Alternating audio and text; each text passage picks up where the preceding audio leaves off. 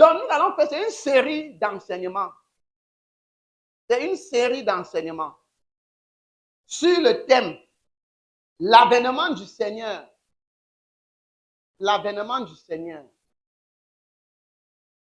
Et c'est l'un des messages les plus difficiles de Jésus et les plus faciles aussi. Jésus a tout dit. Il a tout dit. Vous allez voir ce matin qu'il a tout dit. C'est nous qui refusons d'aller devant le Saint-Esprit, de passer 4 heures avec lui. On se comprend? Pour dire Seigneur, je ne comprends pas. Aide-moi à comprendre. Et méditer et méditer. Non, nous on aime la facilité. On cherche vite le livre d'un homme de... Il a dit quoi? Oh! Ah, il dit, ok, boum, boum, on se met à la chair. L'enlèvement va passer comme ça, là. On commence à répéter comme le quoi? Comme le perroquet. Quelle est ta propre expérience avec ce message? Et vous allez voir vous-même que Jésus a tout dit. Vous allez voir. Il a tout dit. Partie 1. L'avènement du Seigneur, partie 1. Parce que c'est l'un des trucs les plus compliqués. Tout le monde est là. L'enlèvement est bientôt. Les gens vont rester. Ils vont rester dans la grande tribulation. Donc, partie 1. La petite et la grande tribulation. La petite et la grande tribulation. La petite et la grande tribulation. S'il vous plaît, je ne vais pas crier, je ne vais pas beaucoup, parce que ici c'est un enseignement. Il veut que les gens comprennent. Transmettez ça à vos enfants et vos enfants. Parce qu'il te dit que c'est sur ce message de la venue, c'est ainsi que Satan va égarer les gens.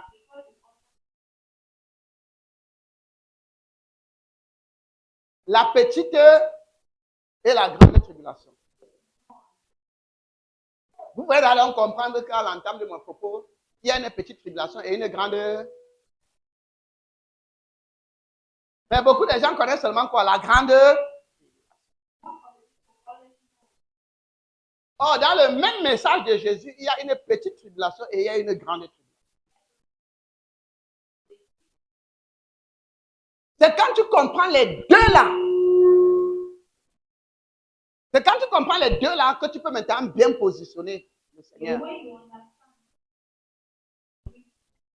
Puis-je confondre la petite tribulation avec la grande tribulation? Puis-je confondre la grande tribulation avec la petite tribulation? Ceux qui confondent la petite tribulation avec la grande tribulation, ils vont vous dire que Matthieu 24 est déjà totalement accompli. Et ils vont associer cet accomplissement avec la destruction du temple de Jérusalem. Parce qu'eux, ils confondent la petite tribulation avec la grande tribulation. Pour eux, c'était ça la grande tribulation, c'est déjà accompli. Ceux qui confondent la grande tribulation avec la petite tribulation, ils ne parviennent pas à voir que dans la réponse de Jésus, Jésus parlait de deux choses. Jésus parlait à sa génération qui verra la petite tribulation et à la génération future qui verra la grande tribulation. Je vous explique un peu. C'est un peu comme quoi? Je vois frère Joseph. Mes yeux s'ouvrent. Je vois frère Joseph en train de tomber dans le puits. C'est pas ça qui va arriver, frère. On est ensemble là. Maintenant, subitement, je vois un petit-fils de frère Joseph. Au même moment que je suis en train de voir, parce que la prophétie, elle connaît. Si le prophète, vraiment, il connaît aussi. Ça se met comme ça devant vos yeux. Plusieurs choses à la fois. Donc, c'est un peu comme un écran. Peut-être si Joseph est ici. Un écran sur l'autre est ici. Un écran sur l'autre est ici. Au même moment. N'est-ce pas? Maintenant, ça dépend de votre foi. Si elle prie beaucoup, c'est son écran qui s'active. C'est où ça s'ouvre maintenant. Les autres disparaissent. Maintenant, il peut décrire. C'est un peu comme vous voyez c'est un peu comme sur votre téléphone portable. D'accord? Vous avez plusieurs statues au même moment, vous pouvez définir. Hein? Vous cliquez, c'est ça qui s'ouvre. Un peu ça. Vous voyez un peu, non? Donc, qu'est-ce que Jésus fait? Là, maintenant, pour comprendre, Jésus il fait qu'animer d'un esprit de prophète. Pour comprendre la prophétie de Jésus. Donc, Frère Joseph, je le vois en train de tomber dans le puits. Et subitement ici, je vois un de ses petits-fils en train de tomber aussi dans le puits. Un peu de façon similaire à Frère Joseph. On se comprend? Maintenant qu'elle parle à Frère Joseph, je dis, Frère Joseph, regarde, tu vas marcher comme ça là. Tu vas marcher comme ça. Et le puits sera comme ça là. On se comprend là? En ce moment-là, il faut faire attention. Hein? Quelqu'un veut moi ici. Après, je donne un indice qui ne parle plus de Frère Joseph, mais qui parle maintenant d'une autre génération. Hein? Je dis maintenant, Frère Joseph, en ce moment-là, il y aura l'intelligence artificielle qui sera comme un homme qui va marcher devant toi. Et il va venir te sauver. Est-ce que Frère Joseph est au moment où il y a l'intelligence artificielle qui marche comme un homme? Là, vous voyez que Jésus est déjà passé ailleurs. Parce qu'il voit quelque chose qui est lié à Frère Joseph, mais il voit quelque chose, presque la même chose qui va arriver au petit-fils de Frère Joseph. Il parle directement de ça au même mot. Et ça vous donne l'impression que c'est une seule prophétie, ça concerne seulement Frère Joseph. Vous comprenez maintenant? Or, là-bas, il y avait deux prophètes. Il y a une qui concerne Frère Joseph, sa petite tribulation, et l'autre qui concerne la génération future, la grande tribulation. Parce que les deux sont similaires. Est-ce qu'on est ensemble? On va d'abord planter le décor. Parce que tout d'abord a été annoncé par les prophètes. Daniel chapitre 9, 23 à 26. La parole est sortie dès le commencement de tes supplications. Et je suis venu pour te la déclarer. Très bien. Ça, c'est l'ange Gabriel. Il dit, la parole est sortie depuis quand tu as commencé à faire comment? À supplier. Donc, ta prière est montée. Et Dieu a part que je viens te répondre. Et me voici, je suis donc venu te On se comprend. Continuons. Et je suis venu pour te la déclarer. Car tu es précieux. Car tu es précieux. Vous voyez, comme je vous disais que Dieu, quand il vient toujours, il t'apprécie d'art. Si tu es quelqu'un qui sert véritablement, si tu es quelqu'un dont le cœur est vraiment attaché, quand il vient, il t'apprécie d'abord. Parce qu'ils savent que notre situation, si ce n'est pas par le servir dans le monde, si ce n'est pas facile. Donc, quand il vient, il te donne d'abord l'encouragement. Tu es précieux. Continue. Sois attentif à la parole et comprends la vision. Comprends la vision. 70 semaines ont été déterminées sur ton peuple. Très bien. Écoute, 70 semaines ont été déterminées sur ton peuple. Sur ton peuple. Écoutez, mais sur ton peuple. Daniel. Le peuple de Daniel, c'est qui? C'est les Juifs, non? Donc, ça veut dire que ça ne concerne pas les nations. D'abord, chose qui tue d'abord pour... 70 semaines étaient fixées sur ton peuple. Pas sur tous les peuples, c'est sur ton peuple. On est ensemble là? Continue. Et sur la ville de ton sanctuaire. Sur la ville de ton sanctuaire. Le sanctuaire de Daniel, c'est-à-dire le temple d'adoration, non? Le sanctuaire de Daniel était situé où? Hein? Ne répondez pas. Où? Le sanctuaire de Daniel était situé où? En Israël, plus précisément à Jérusalem. Autrement dit, 70 semaines sont fixées pour quoi? Pour Jérusalem. 70 semaines ont été fixées sur Jérusalem. Est-ce qu'on se comprend? Continue. Pour abolir la transgression et mettre fin au péché. Donc, ça a été fixé. Donc, il faut 70 semaines. Après ces 70 semaines, on va voir que telle chose est cet accord. Quoi? Qui est la transgression sera, le péché sera aboli. On est ensemble là? Dieu reprend encore. 70 semaines ont été fixées sur qui? Sur Jérusalem. Donc, ça veut dire que quand les 70 semaines seront passées, il dit que pour faire quoi? Pour abolir le péché. Donc, quand tu vas marcher après 70 semaines, si tu te tournes maintenant, tu vois que le péché est aboli. On est d'accord, non? Voilà. Donc, il y a d'abord l'effet de l'abolition du péché. Très bien. Pour ôter le péché sur Jérusalem, continue. Pour faire la propitiation pour l'iniquité. C'est ça qu'elle dit, pour ôter le péché, pour faire l'expiation, c'est-à-dire ôter le péché. Pour faire venir la justice éternelle. Maintenant, quand on ôte le péché, qu'est-ce qui va venir? La justice éternelle vient. Donc, après 70 semaines, quand on tourne comme ça, là, on voit que la justice éternelle, elle veut. C'est ça, non? Il faut bien comprendre. Continuons.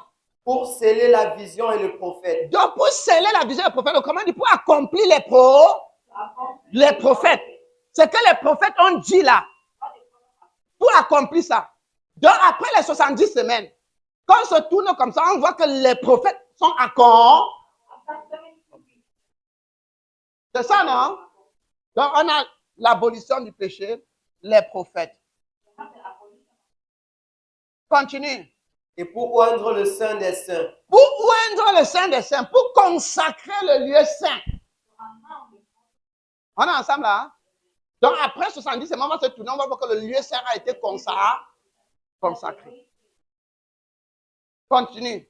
Tu sauras et comprendras que, oui, depuis la sortie de la parole, oui, pour restaurer et rebâtir Jérusalem jusqu'au Mashiach. Très bien, pause.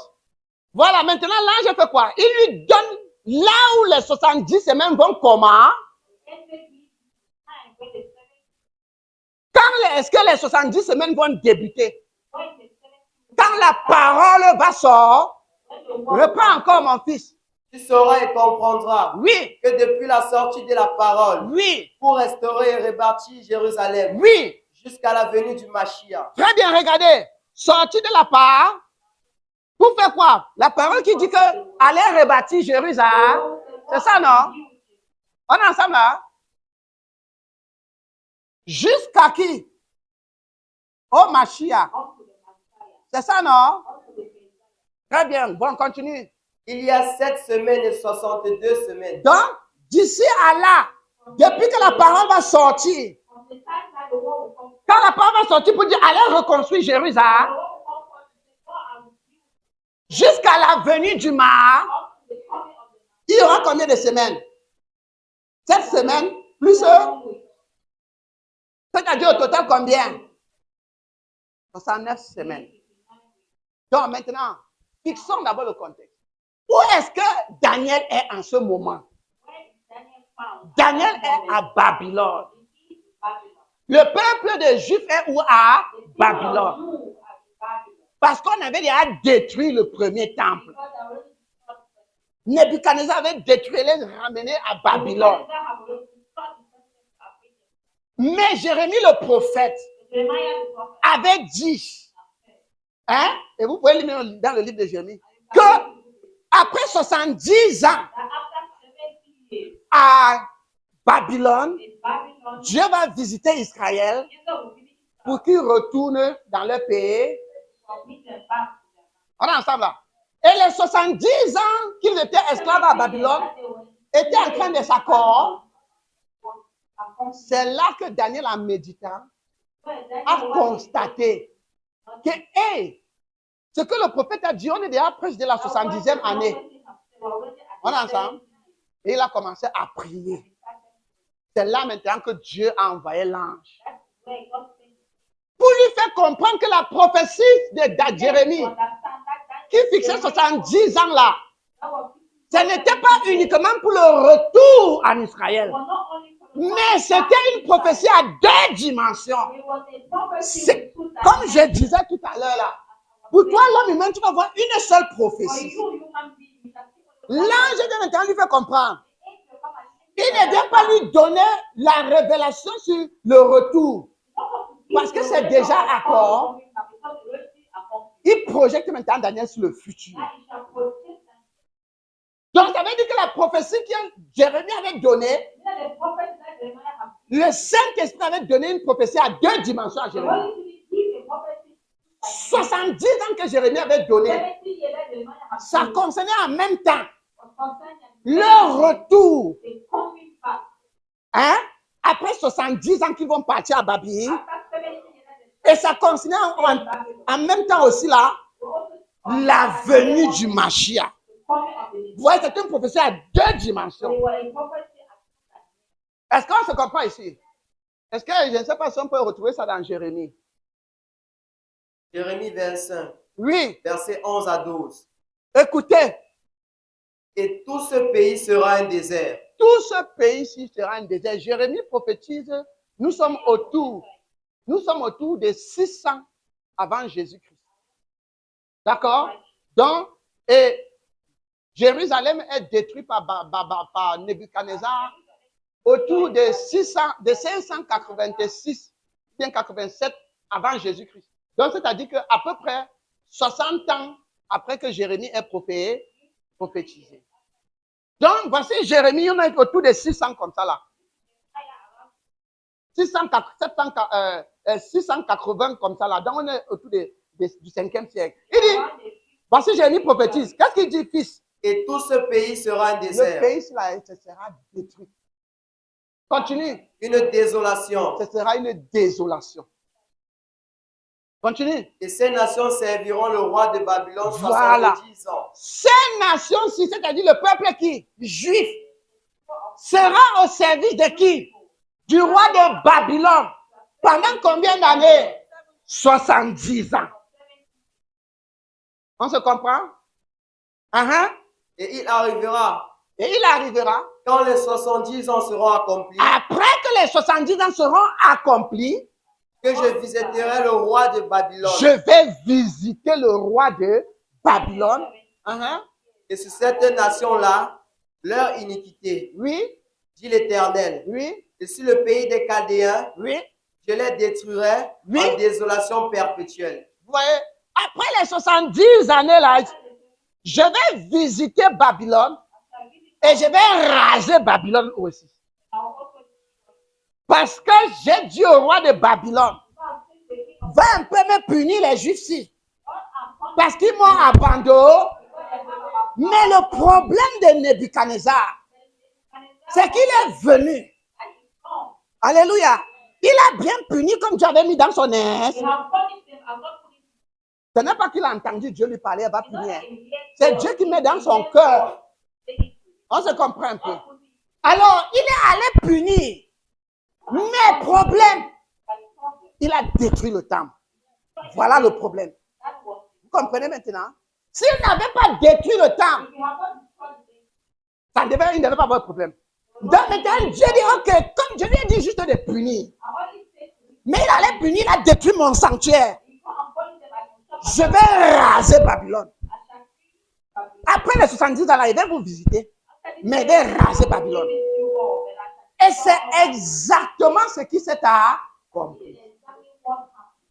Après ces 70 ans, nous avons vu Daniel étant dans la salle avec le successeur du roi, Belshazzar. Hein?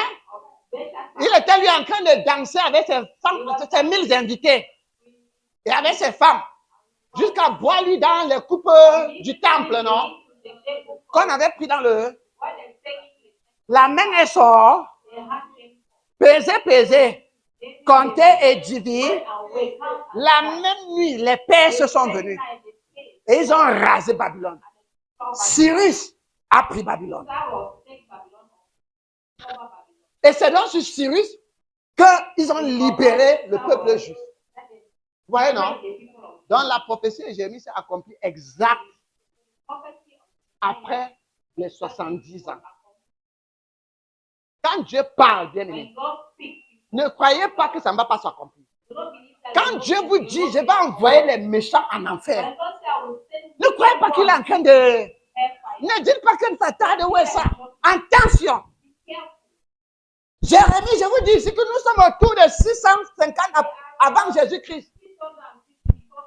Et c'est en 586 que Babylone vient en Israël. On est ensemble là? Ça fait d'ailleurs combien d'années? Ça fait 100 combien? On est autour de 126 ans. C'est ça, non? On est autour de 120.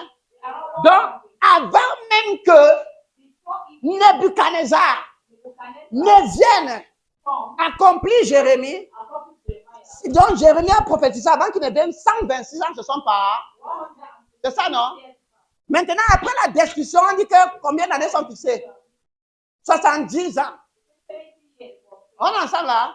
Donc, depuis la prophétie de Jérémie jusqu'à raser Babylone, il y a 126 ans, plus 70 ans. On est autour de 190 ans. Vous voyez? Et dans ça, deux prophéties de ça accord. Un, je vais détruire ce pays. Ça, c'est accompli. Hein? Après combien d'années? 120 ans. N'est-ce pas? Et après 190 ans, il dit, je vais raser Babylone. Après 70 ans qu'il a détruit le temple. Et ça s'est encore accompli. Et vous blaguez avec ce Dieu. Et vous blaguez avec ce Dieu. Et les peuples de la terre blaguent avec ce Dieu. En tout cas, moi là, celui qui est sage, quand il voit un Dieu qui fait comme ça là, il donne les prophéties, ça s'accomplit 70 ans, 100 ans après, ça va peur. Ça veut dire que c'est un peu une prophétie de 2000 ans qui ne va pas accord. Très bien, mon fils, vas-y. Jérémie 29, verset 10. Écoute. Car ainsi dit l'Éternel. Oui. Lorsque 70 ans seront accomplis, oui, pour Babylone, je vous visiterai. Maintenant, David a dit, je détruirai Babylone, mais cette destruction de Babylone est en même temps un salut pour le peuple juif. Vous voyez, non? Il va déclarer maintenant le salut dans le chapitre 21, 29. Je vous visiterai. Continue. Et j'accomplirai envers vous ma bonne parole. Oui. Pour vous faire revenir en ce lieu. Pour vous faire revenir où? À Jérusalem. Voyez, non? Très bien. Hein? Et nous voyons maintenant Daniel qui prie. Et l'ange vient le visiter. Et l'ange lui fait maintenant comprendre que ces 70 ans-là, ces 70 là, c'est à 2 dimanches. Première dimension, tu as prié sur ça, c'est déjà accompli. Dieu ne dit pas quelque chose qui ne m'a pas accord. Mais moi, là, je te demande de ne plus regarder à ça. Quand Jérémie a parlé, il y avait aussi une autre dimension prophétique qui vient en nom. Et il dit maintenant, l'autre dimension prophétique, c'est qu'il y a 70 semaines fixées sur Jérusalem encore. Vous voyez un peu, non? Alléluia. Maintenant, ces 70 semaines qui sont fixées sur Jérusalem, ça débute à partir du jour où la parole va sortir. Que oui, allez reconstruire comme Jérémie avait dit. Je vais vous visiter, vous allez revenir. D'accord? Bon, maintenant, et ça va s'accomplir de ce jour jusqu'au Messie. Il y aura combien de semaines? 69, c'est... Première préoccupation, c'est que Jérusalem, après que la parole soit sortie, on va voir là où la parole est sortie. Quand on compte 69 semaines là, le Messie n'est pas venu. Je redis encore, il y a un problème ici. Il dit, quand la parole va sortir, vous dites allez reconstruire. Il y a combien de semaines? 69 semaines. Et vous devez être capable de voir le Messie. C'est ça, non? Ok. Mais le problème, c'est que quand la parole est sortie, et nous allons voir, quand on compte 69 semaines, le Messie n'est pas venu. Est-ce qu'on est ensemble? Donc, cela veut dire que le 69 semaines, c'était codé. On se comprend? Ce n'était pas 69 semaines en tant que semaine. On est ensemble là? Maintenant, pour comprendre de quoi il s'agit, il fallait revenir au jubilé juif. Pourquoi au jubilé? Parce qu'on nous dit ici qu'après les 69 semaines, 70 sont fixés. Pourquoi? Pour abolir le pays, pour faire venir la justice et le grand pardon. C'est ça, non? On est d'accord? C'est ça, non? 70 semaines étaient fixées pour faire venir le grand pardon, non? D'accord? Alors, pour comprendre ces 69 semaines, il faut revenir à comprendre maintenant c'était quoi le grand pardon. Est-ce qu'on se comprend? Le grand pardon, c'est quoi? Les Juifs, on appelle ça le jubilé. Les Juifs avaient 7 ans, qu'on appelle une année sabbatique. D'accord? Première année sabbatique, c'est combien? 7 ans, non? On est ensemble? Deuxième année sabbatique, 7 ans encore, non? Donc, la 7e année sabbatique, ça devient encore un sabbat, non? Parce que le sabbat vient après 7, n'est-ce pas? On est ensemble? Première année sabbatique, ça fait 7 ans, non? Hein? 7 ans. Deuxième année sabbatique, c'est combien encore? On continue jusqu'à combien? 7e année sabbatique, n'est-ce pas? Ça fait combien? 7 ans. Hein? Mais quand vous comptez, ça fait 1, 2, jusqu'à combien? Jusqu'à 7, non? Hein? Ça veut dire que ça aussi forme un sabbat. On est ensemble là? Ici, là, à l'intérieur, il y a un sabbat. Qui est un sabbat de 7 ans. Ici, là, il y a un sabbat qui est un sabbat de jusqu'à 7. Hein? Mais maintenant, le 1, 2, 3, 4 jusqu'à 7, ça forme aussi un sabbat. Elle a caché le mystère de la destruction de Jéricho.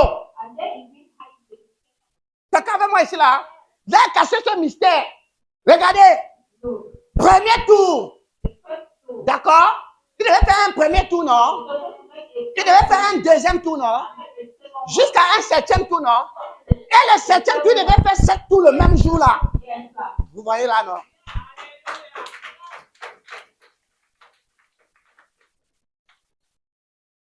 Alléluia. Vous voyez quand le 7e jour, ils vont tourner 7 fois. Allez, la justice de Dieu est venue. Vous voyez, non? C'est la même chose. Donc, cela veut dire donc que pour comprendre le grand pardon, il fallait se référer au grand pardon dans la loi. Et là, on comprendrait que donc, il ne s'agit pas de 7 semaines en tant que semaine là. Mais de 7 semaines. Une semaine, 2 semaines, jusqu'à 7 semaines. Donc de 7 semaines de 7 ans.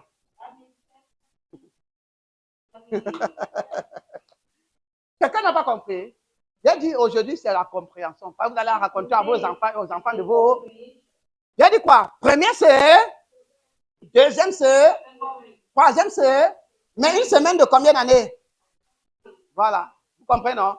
7 semaines ont été fixées pour le grand pardon. Vous voyez, non? Même dans la loi, 7 semaines étaient fixées pour le grand pardon. On comprend maintenant. Est-ce que vous comprenez maintenant? On se comprend maintenant. Très bien. Donc là maintenant, il dit qu'il y a 70 semaines. Il y a 7 semaines et 62 semaines. Donc en tout cas, en tout 69 semaines. On comprend donc que ici, ce n'est pas 69 semaines fois combien? Fois combien? Parce que vous avez compris, applaudissez pour vous-même. Vous avez bien compris maintenant. On peut avancer. Aujourd'hui, là, on est souffré. Il dit que c'est sérieux. Très bien. Continue, fils. Les places et les brèches seront rebâties. Oui. Payant des temps d'angoisse. Très bien. Donc, il nous dit maintenant dans quel contexte on va rebâtir le temple. Continue. Continue. Après ces 62 semaines, Après ces 60, après la 62e semaine, donc après 69 semaines, non? Parce que après ces 62 semaines, il faut que les 7 semaines se soient déjà passées, non? On est ensemble là? Donc l'ange est aussi en train de dire, après ces 69, c'est 69 d'abord fois 7, ça fait combien? 483. Combien d'années? 483 ans, non? Donc l'ange était en train de dire, après 483 ans. Donc, du jour où la parole va sortir, jusqu'au Messie, comptez combien d'années? 480. Vous devez être capable de voir le Messie.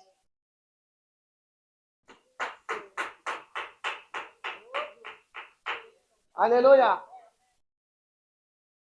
Très bien. Allons-y. Après ces 62 semaines, Après les 62 semaines, donc après les 69 ans, les 69 semaines. Autrement dit, après les 483, d'accord? Continue. le Mashiach sera retranché. Le Messie sera tué. C'est ça, non? Le Mashiach sera retranché. Le Mashiach sera tué. De la parole qui sort pour construire Jérusalem jusqu'au Messie, Daniel dit à ton peuple de combien d'années? 483 ans. Afin de ne pas rater le Messie quand il va entrer. Une fois qu'il va entrer, après ces 483 ans, il sera comment? Tué. On est ensemble? Très bien. Continue, frère. Le peuple du chef qui viendra. Maintenant, le Messie est tué. Et qu'est-ce qui va se passer après qu'il est tué? Le peuple du chef qui va venir. On va interpréter ça plus tard. Hein? Mais il dit qu'il y a un peuple qui va venir. Quand? Après que le Mashiach sera en retrait. D'accord? Il y a un peuple qui va venir. Qui va faire quoi? Continue. Le peuple du chef qui viendra. Oui. Détruira la ville et le sanctuaire. Il va détruire Jérusalem et détruire le temple. Vous voyez, non? Après que le Mashiach sera tué, il y a un peuple qui viendra et qui va détruire Jérusalem et détruire le temple. C'est quel peuple? Le Rome. Parce que quand Mashiach était là, qui était là? C'était les Romains. Autrement dit, les Romains vont détruire Jérusalem. Après le Mashiach, quand il sera tué, ils vont détruire Jérusalem et détruire le temple. C'est bon? Puis c'est bon, c'est bon? Et sa fin arrivera comme par une inondation. Et quoi? La fin de qui? De Jérusalem. Donc, l'âge juif va terminer. La fin de Jérusalem va arriver comme une inondation. C'est-à-dire quand l'inondation passe, non? Ça, hein? Quand l'inondation passe, non? Ça ravage la grande inondation. Ouais, non? Autrement dit, Jérusalem sera détruite et il n'y aura plus rien sur son passage. Il n'y aura plus rien de traces de Jérusalem. Ce sera la fin pour les Juifs. Ce sera la fin de l'âge des Juifs. Pourquoi? Parce que la justice éternelle est venue. Comprenez maintenant, non? On est ensemble là? Alors, qu'est-ce qu'il prophétisait? Il prophétise ici la fin de l'âge des Juifs, la destruction de Jérusalem. C'est ça, la petite tribulation.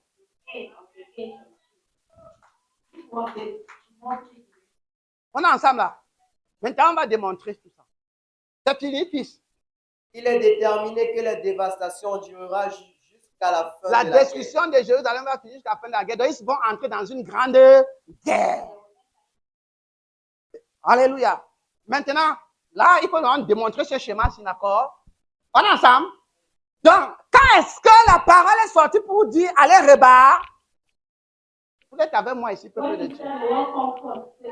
J'aime la sentir que les gens sont avec moi. Hein. Quand est-ce que la parole est donc sortie? Lis-nous maintenant Néhémie là. Néhémie chapitre 1, verset 1 à 4. Et quoi encore, frère? Et Néhémie chapitre 2, Oui. verset 1 à 6. Très bien. Voilà. Écoutez.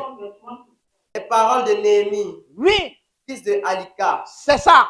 Et au mois de Kilev, Oui. la 20e année, À la 20e année, il arriva que comme j'étais à Suse, moi, Néhémie, j'étais à Suse, la capitale, la capitale de la Perse. Anani, l'un de mes frères, lui et quelques hommes vinrent de Juda. Oui. Et je les interrogeais sur les Juifs. Donc, ils sont venus de Juda, me retrouver en Perse, en Babylonie. Alléluia. Néhémie est maintenant dans la période des Perses. Babylone est déjà tort. On est ensemble là? Est-ce qu'on se comprend? Donc, il dit qu'il y a eu un émissaire qui est venu de Juda, c'est-à-dire de Jérusalem, de la Judée. D'accord? Il est venu. Et qu'est-ce qui s'est passé? Et je les interrogeais sur les Juifs. Je les ai interrogés. Il veut savoir comment sont ses frères là-bas, non? Est-ce que vous comprenez? Il veut savoir comment sont ses frères de l'autre côté. Continue. Les réchappés qui étaient restés de la captivité. Les rescapés qui étaient restés du temps que Babylone a emporté tout le... Vous êtes avec moi. Donc Babylone a emporté les gens, il y a eu les rescapés. Comme les gens sont venus, il a dit que ouais, comment mes frères se portent là-bas. Vous comprenez, non? Continue. Et au sujet de Jérusalem. Comment Jérusalem se porte? Est-ce que tout va bien? Continue. Ils me dirent. Il me dit. Les restants qui sont demeurés. Ouais, les rescapés qui sont restés là-bas. Hein. Le reste de la captivité. Oui. Dans la province. Oui. Sont dans une grande misère. Ils sont dans la misère. Hein? Continue. Et dans l'opprobre. Ils sont dans la misère et dans la souffrance. Continue. Et la muraille de Jérusalem est en ruine. Et la muraille de Jérusalem est détruite. La muraille, c'est la grande, c'est comme on appelait barrière. À l'époque, on construisait des grandes barrières fortifiées parce que pour empêcher l'ennemi de venir entrer. D'accord? Est-ce que vous comprenez? Donc la muraille est détruite. Continue. Et ses portes sont brûlées par le feu. Les portes de Jérusalem ont été brûlées, donc tout le monde peut entrer là-bas comme il veut. Continue. Lorsque j'ai entendu ces paroles, lorsque moi, Néhémie, j'ai entendu les paroles là, je m'assis et je pleurais. Je me suis assis, j'ai pleuré. Et je menais deuil pour plusieurs jours. J'ai commencé à mener le deuil. Je jeûnais et je priais le Dieu des cieux. J'ai jeûné et j'ai prié. Bien aimé, Néhémie est en train de te parler. Quand l'église est en train de tomber, qu'est-ce que tu fais? Ah, l'église qui passe là, ça tombe même. Les gens sont en train d'attendre que l'église tombe. Hein. Ils ont été ici, bénis ici. Hein. Mais ils attendent que l'église là tombe. Quand un problème vient à l'église comme ça là, quelle est ton attitude? Ah, attends, le pasteur va tomber. Il croit qu'il est quoi? Voilà l'attitude. Il pleure. C'est là. Il commence à gêner et il commence à... Commence par accuser. C'est à cause de tel. C'est à cause du pasteur. C'est à cause de... Il commence à se lamenter. Il a prié. Le péché du pasteur devient son péché. Il commence à dire, Seigneur, nous avons péché.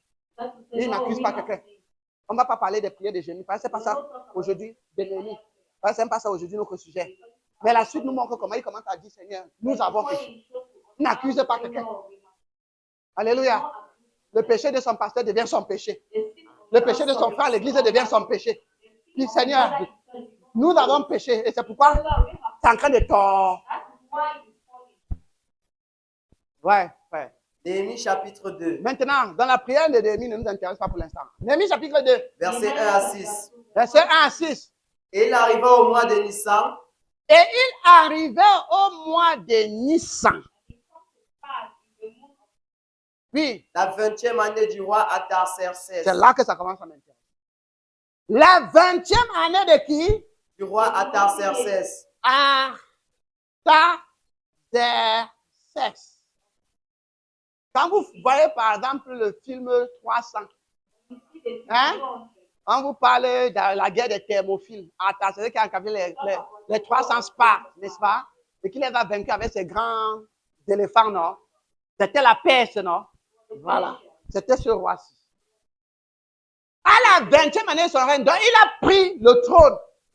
N'est-ce pas? On commence à quand? Combien d'années? Il a pris, on dit à la 20e année du roi Artaxerxès. Ça veut dire quand il prend le trône, on commence à compter combien d'années? 20 ans. C'est ça, non? Parce qu'on dit à sa 20e année, donc à 20e année de son règne. On est ensemble là? Ça veut dire qu'il faut qu'on trouve quand Artaxerxès a pris le... D'accord? Allez lire Wikipédia.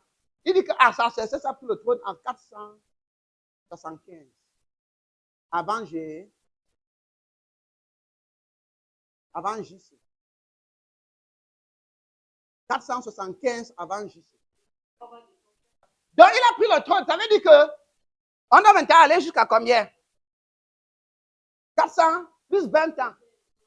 Hein? Plus 20, ça donne 495. Donc, Néhémie est en train de dire quoi? En 495 avant Jésus. D'accord? Allons-y. Comme le vin était devant lui. Comment? Le vin. Le vin était devant Artaxerxès.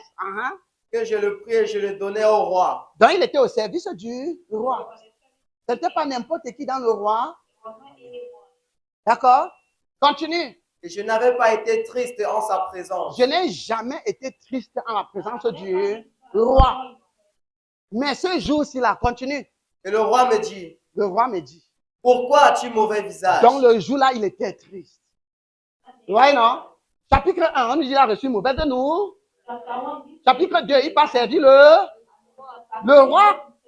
Comme ça, quelque chose qui ne va pas parce que Néhémie n'a jamais été montré. Toi, quand tu sers le Seigneur, tu es toujours en train. Comme ça, on te faut. Hein? Ça, non? Vous avez le Seigneur, quand vous venez servir ma copie ici, là, quand ma copie dit fait. Néhémie dit, je n'ai jamais montré la tristesse devant le roi. Donc, il a montré la tristesse ici parce que c'était fort. Tu dois être le genre de personne quand tu es triste, on sait que c'est fort. Mais quand tu es tout triste, à un moment donné, quand tu es triste, on ne sait même pas pourquoi. On ne sait pas si tu dis vrai, si tu dis faux. On se comprend un peu. Continue. Pourquoi as-tu mauvais visage? Pourquoi as-tu mauvais visage? Et pourtant tu n'es pas malade. Pourtant tu n'es pas malade. Cela n'est en rien que de la tristesse de cœur. Oui. Alors j'ai extrêmement peur. Et je dis au roi. Il avait peur de parler au roi. C'est quand même le roi, non? Et en plus, ça concerne son peuple. Hein? Continue. Que le roi vive à toujours. Voilà. Que le roi vive à... Toi, chrétien, aujourd'hui. Dieu, je suis fils de Dieu. Je vais parler. Voilà, si tu ne fais pas comme ça, là, Dieu va te frapper. C'est ça, moi, aujourd'hui, non? On nous apprend seulement l'orgueil. On vous apprend seulement quoi? L'orgueil. De ne pas se rabaisser devant qui il faut se rabaisser. Continuez. Allez devant les chefs. Au lieu de dire, oh, vous flattez son cœur, vous dites, je suis un fils de Dieu. Au nom de Jésus, je peux autorité sur tes démons. Quand te parle, tu m'obéis. Parle mal. On va te chicoter 49 pour moins 1. Et en ce moment-là, ne dis pas que c'est les démons. Ton attitude. Parce que tu sois fils de Dieu, ne te donne pas le toupet de ne pas honorer qu'il faut honorer. Continue. Pourquoi mon visage ne serait-il pas triste? Mon roi, pourquoi mon visage ne sera pas triste? Dans la ville, oui, le lieu des sépulcres de mes pères, là où on enterre mes pères, Jérusalem, est dévasté. C'est détruit. Et que ses portes sont consumées par le feu. Ses portes sont consumées par le feu. Et le roi me dit, que demandes-tu? Que demandes-tu? Tu veux donc quoi? Et je priais le Dieu des cieux. Et je dis au roi, si le roi le trouve bon, et si ton serviteur est agréable devant toi, qu'il m'envoie en Juda, oui, à la vie des sépulcres de mes pères, et je la bâtirai. Très bien. Qu'il m'envoie en Juda. Envoie-moi en Juda, envoie-moi en Israël, en Juda, pour que je puisse rebâtir la ville. N'oubliez pas, l'ange avait dit à Daniel que quoi? La parole sort d'aller, et donne l'ordre d'aller rebâtir là. À partir du jour que la parole va sortir, compte combien? Compte combien? 400. 83 ans, non? Maintenant, je vous amène à Néhémie. Néhémie, il écoute la nouvelle. Jérusalem est détruite. Mon roi. Ouais, comme tu vois, je suis triste là. La ville est comme ça, c'est cadavéré. Le roi demande, tu veux quoi? Que j'aille au repas. Continue. Alors le roi me dit. Le roi lui dit. Et la reine était assise à son côté. Combien de temps durera ton voyage? Tu vas voyager, ça va prendre combien de temps? Parce que tu es un bon serviteur, tu es honorable devant moi. Tu ne m'as jamais contredit. Tu es ici, tu es soumis. Je n'ai jamais vu la tristesse en toi. Tu as toujours été loyal. Ne pars pas pour ne pas revenir.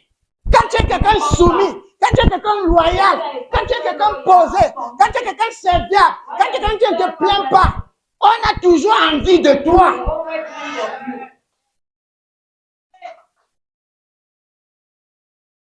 Continue.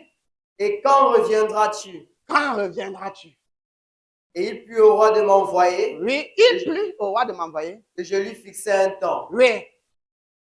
Le roi l'a envoyé. Est-ce que ça s'est accompli? La parole est sortie. Pour aller au repas. On peut maintenant encore. Mais il y a une erreur ici. Il a pris le règne en 475. Donc, on est avant Jésus-Christ. Donc, on est encore venu maintenant vers 0. Donc, on ne doit pas ajouter. On est ensemble là. Qui a vu? On est avant Jésus-Christ. Regardez. C'est ça que tout le monde n'est pas parti à l'école ici. C'est Jésus-Christ qui démarre 0. On dit qu'ici, on est Jésus, JC. D'accord? Nous sommes 1, 2, 3. Aujourd'hui, nous sommes en 2020. Après qui? JC. Vous voyez, non? Vous voyez que de ce côté-ci, pour l'addition, on ajoute, non?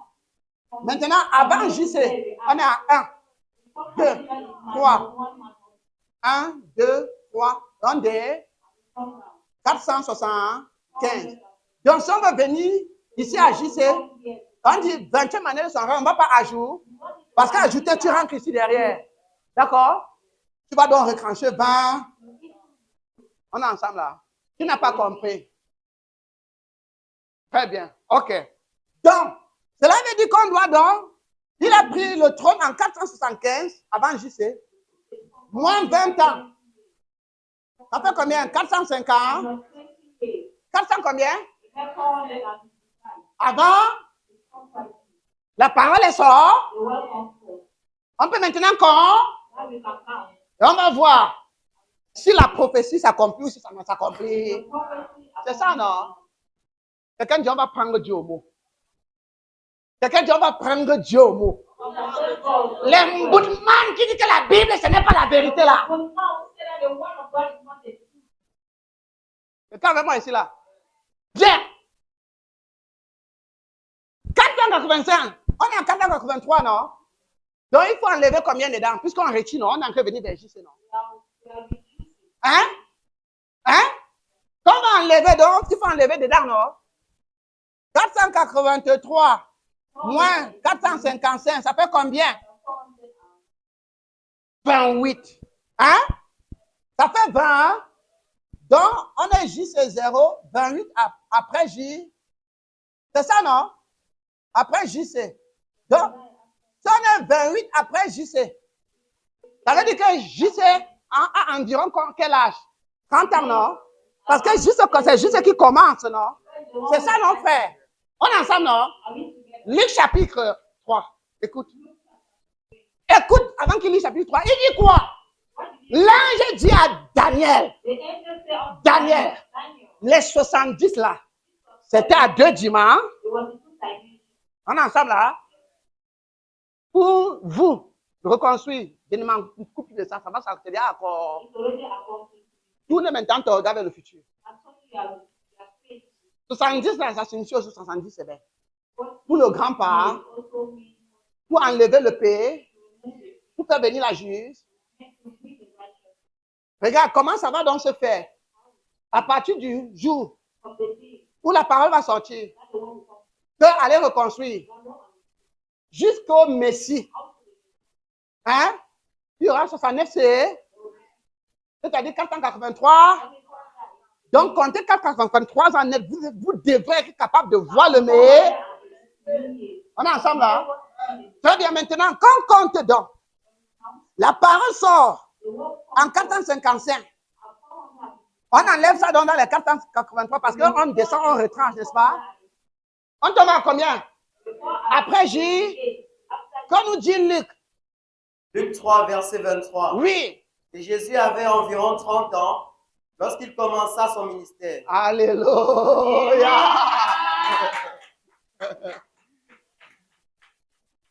Alléluia. Donc si quelqu'un méditait la parole de Dieu, méditait les prophètes sérieusement, il ne devait pas rater Jésus. Alléluia. Vous voyez que ça tombe carrément presque, avec l'histoire, on n'est pas toujours avec les dates net. On est toujours environ. Vous voyez, non? 28 ans, c'est environ 30 ans, non? Jésus avait environ 30 ans quand il a commencé son ministère. C'est-à-dire qu'il a commencé à être vu par les gens. Alléluia. L'ange avait déjà averti depuis.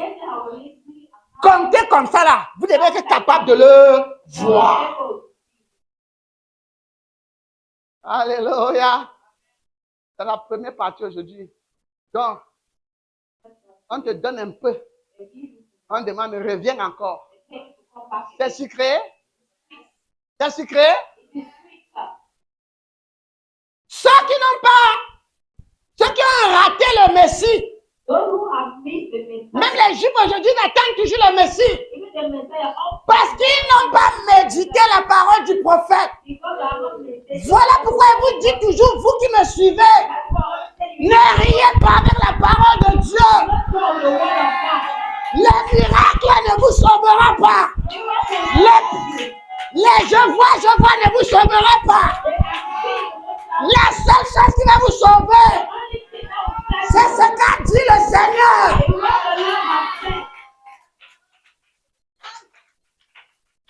C'est ça que vous devez garder jalousement.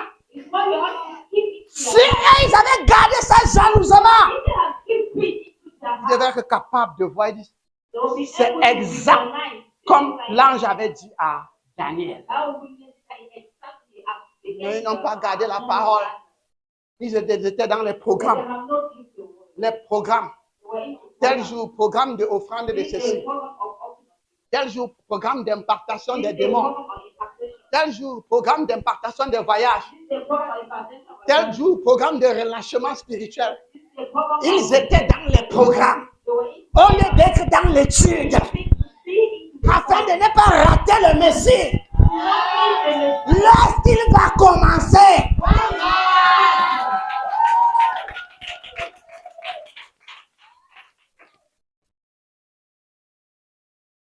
Alléluia, aujourd'hui. Et nous attendons encore ce Messie. Il a déjà tout dit comment ça va se passer.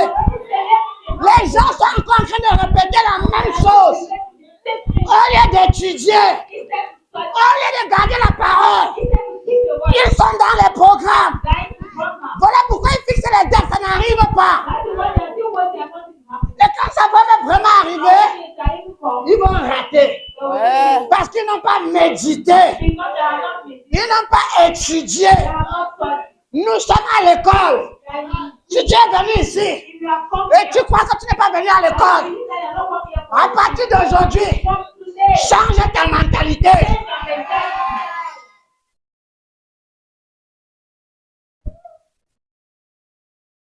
Et qu'est-ce qui s'est passé? Quand Jésus est entré, il a réprimandé les pharisiens, non? Hein? Si vous pensez discerner les signes des... Hein? Il a dit quoi? Vous pouvez discerner les signes des...